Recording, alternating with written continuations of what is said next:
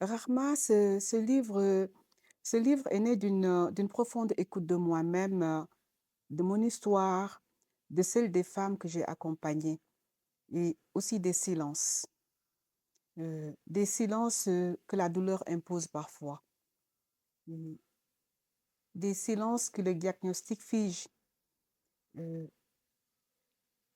des silences qu'on fait par peur ou par honte.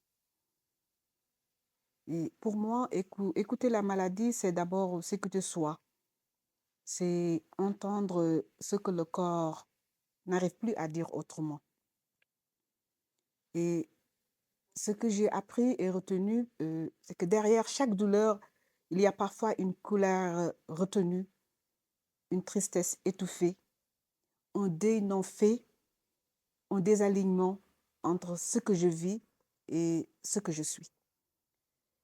Et j'ai voulu que ce livre soit un espace d'apaisement, un miroir tendre pour toutes celles et ceux qui traversent une maladie, mais aussi pour ceux qui accompagnent, ceux qui observent et ceux qui portent en silence.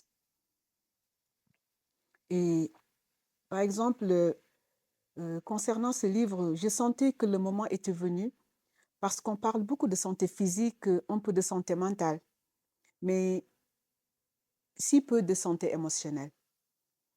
Et ce qu'il faut savoir, c'est que ces trois sont intimement liés.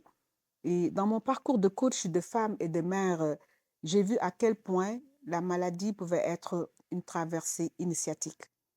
Et ce livre est aussi une forme de réparation, une manière de rendre hommage à ma propre histoire, aux douleurs que j'ai portées, aux mots que je n'ai pas su dire à temps et aussi de transmettre ce que j'ai appris sur mon chemin de connaissance de soi et de découverte de moi-même.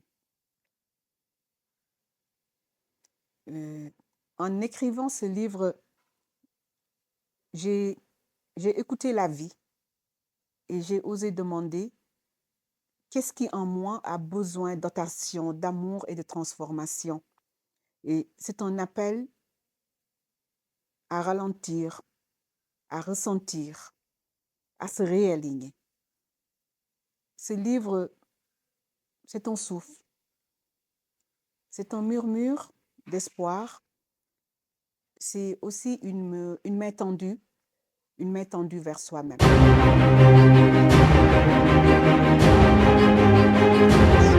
On ne peut pas parler de transformation sans parler de connaissance de soi. Mhm. Et la connaissance de soi, c'est un processus long, Mhm. profond, Mhm. douloureux. Oui, absolument.